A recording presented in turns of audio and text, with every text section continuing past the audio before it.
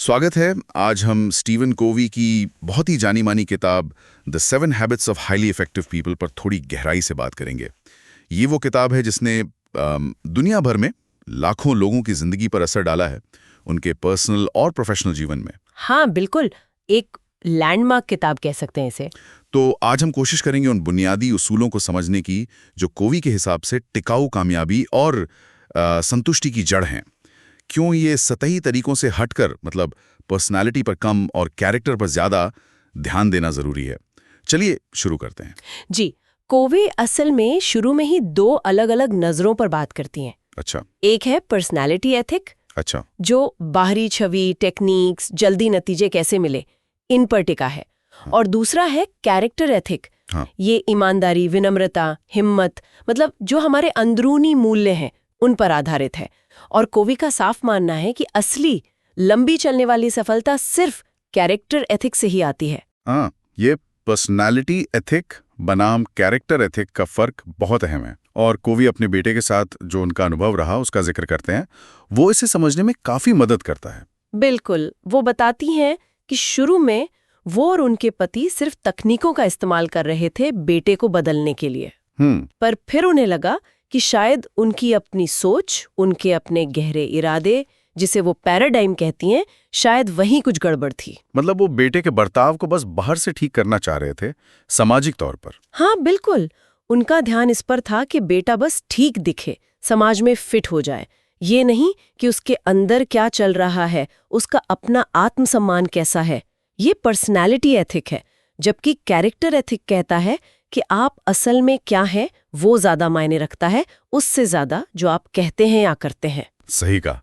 एमर्शन का वो कोट याद आता है, तुम जो हो वो इतनी जोर से चीखता है कि मैं सुन नहीं पाता कि तुम क्या कह रहे हो। बिल्कुल वही बात। और इसे कोवी फसल के नियम से भी जोड़ते हैं, लॉ ऑफ द हार्वेस्ट। जी, मतलब आप शॉर्टकट नहीं ले सकते, जो बोएंगे वही काटेंगे। तो रिश्तों में भरोसा या काम में सफलता वो चरित्र से आएगी, दिखावे से नहीं। फिर वो बात करती हैं पैराडाइम्स की। ये बड़ा दिलचस्प कॉन्सेप्ट है। पैराडाइम यानी हमारे नजरिए, दुनिया को देखने का चश्मा। हाँ, एक तरह से हमारे दिमागी नक्शे, हमारी समझ, हमारा फ्रेम ऑफ रेफरेंस। लेकिन वो कहती हैं नक्शा इलाका नहीं होता। मतलब अगर हमारा नक्शा ही गलत है, हमारी समझ ही गलत है, तो हम चाहे कितनी भी तेजी से चलें या अपना रवैया बदल लें, सही जगह नहीं पहुंचेंगे। जैसे वो उदाहरण देती हैं कि अगर आप शिकागो जाना चाहते हैं पर आपके पास डिट्रॉइट का नक्शा है, तो फिर आप कितनी भी मेहनत कर लें, हाँ, पहुंचेंगे तो डिट्रॉइट ही। तो पहले नक्शा सही होना चाहिए। बिल्कुल। और वो जो मशहूर तस्वीर है जिसमें किसी को एक जवान औरत दिखती है, किसी को एक बूढ़ी औरत, हाँ, वो क्लासिक उदाहरण है। वो यही दिखाता है कि कैसे दो लोग एक ही चीज को देखकर बिल्कुल अलग नतीजे निकाल सकते हैं और दोनों अपनी जगह सही हो सकते हैं। ये हमारी धारणाओं की ताकत दिखाता है कि हम दुनिया को वैसे नहीं देखते जैसी वो है, बल्कि वैसे देखते हैं जैसे हम खुद हैं। हमारी कंडीशनिंग का असर। तो अगर सच में कोई बड़ा बदलाव लाना है, क्वांटम चेंज जिसे वो कहती हैं, तो सिर्फ रवैये या व्यवहार, मतलब पत्तों को काटने से काम नहीं चलेगा। जड़ों पर काम करना होगा। हाँ, जड़ों पर, यानी अपने बुनियादी पैराडाइम पर। और जब ये पैराडाइम बदलता है, उसी को वो पैराडाइम शिफ्ट कहती हैं, वो आहा वाला मूवमेंट। समझ गया। तो फिर सही नक्शा क्या है? अगर हमारे मौजूदा नक्शे गलत हो सकते हैं, तो सही गाइड क्या है? कोवी कहती हैं सही नक्शा सिद्धांतों पर आधारित होता है, प्रिंसिपल्स। जैसे निष्पक्षता, ईमानदारी, मानवीय गरिमा, सेवा, गुणवत्ता। ये सार्वभौमिक नियम है, ये हमेशा से है और हमेशा रहेंगे। ये प्राकृतिक नियम है, जैसे गुरुत्वाकर्षण का नियम।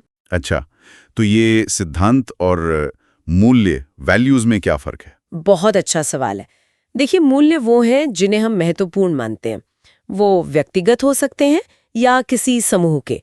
चोरों के गिरोह के भी अपने मूल्य हो सकते हैं ना। हाँ, बात तो सही है। पर सिद्धांत सार्वभौमिक सच है, वो बाहरी सच्चाइयां हैं। सिद्धांत असल में इलाका है और मूल्य हमारे बनाए नक्शे। जब हमारे मूल्य, हमारे नक्शे इन सिद्धांतों से मेल खाते हैं, तभी वो सही और कारगर होते हैं। तो जीवन को पैसे या काम या परिवार पर केंद्रित करने के बजाय सिद्धांतों पर केंद्रित करना चाहिए। हाँ, कोवी यही सलाह देती हैं, क्योंकि सिद्धांत एक मजबूत स्थिर नींव देते हैं। उनसे हमें सुरक्षा मिलती है, मार्गदर्शन मिलता है, विवेक और शक्ति मिलती है। बाकी केंद्र बदलते रहते हैं, अस्थिर होते हैं। ये एक बहुत शक्तिशाली विचार है और यहीं से शायद पहली आदत आती है, प्रोएक्टिव बने। बिल्कुल, प्रोएक्टिविटी इसी सिद्धांत केंद्रित सोच की बुनियाद पर खड़ी है। यहाँ विक्टर फ्रैंकल का जिक्र जरूरी है। वो मनोचिकित्सक जो नाजी कंसंट्रेशन कैंप में थे, जी, उन्होंने उन भयानक हालातों में भी ये महसूस किया कि बाहर जो कुछ भी हो रहा है, उत्तेजना, और आप उस पर कैसे रिएक्ट करते हैं, प्रतिक्रिया, उसके बीच एक खाली जगह है और उस खाली जगह में हमारी चुनने की आज़ादी है। ये इंसान की सबसे बड़ी आज़ादी है, चुनने की आज़ादी। तो प्रोएक्टिव होने का मतलब सिर्फ पहल करना नहीं है। नहीं, उससे कहीं ज्यादा गहरा है। प्रोएक्टिव लोग ये समझते हैं कि वो अपने जीवन के लिए जिम्मेदार हैं। वो अपने चुनाव अपने मूल्यों के आधार पर करते हैं। और रिएक्टिव लोग? रिएक्टिव लोग बाहरी परिस्थितियों या अपनी भावनाओं या दूसरों के व्यवहार से चलते हैं। मौसम अच्छा है तो मूड अच्छा, कोई बुरा कहे तो दुखी हो गए।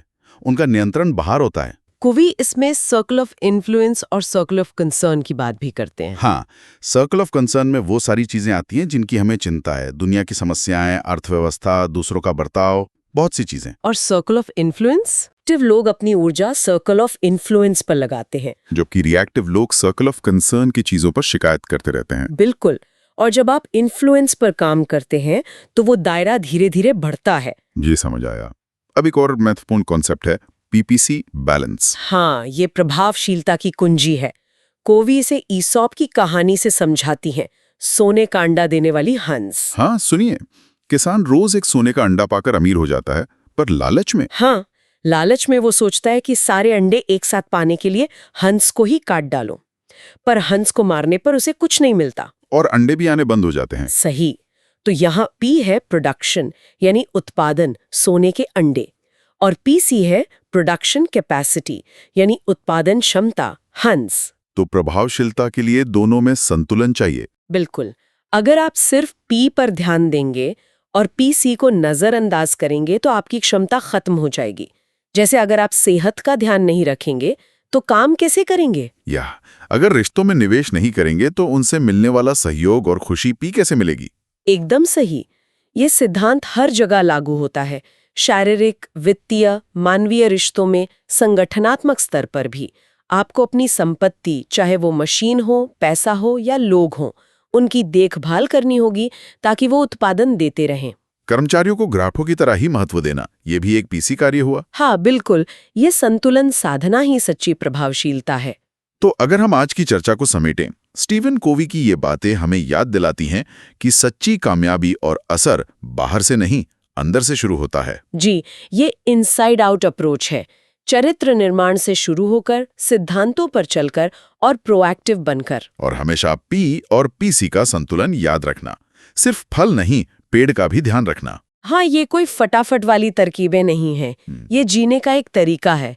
इसमें लगातार मेहनत लगती है, खुद को बेहतर बनाने की जरूरत पड़ती है। ये एक यात्रा है, मंजिल नहीं। सही कहा, एक निरंतर चलने वाली प्रक्रिया। और जाते जाते हमारे सुनने वालों के लिए सोचने को एक बात छोड़ जाते हैं। क्या हम वाकई अपने जीवन में फसल के नियम को मान रहे हैं? क्या हम उन चीजों में समय और ऊर्जा लगा रहे हैं जो लंबे समय में असली मायने रखती हैं?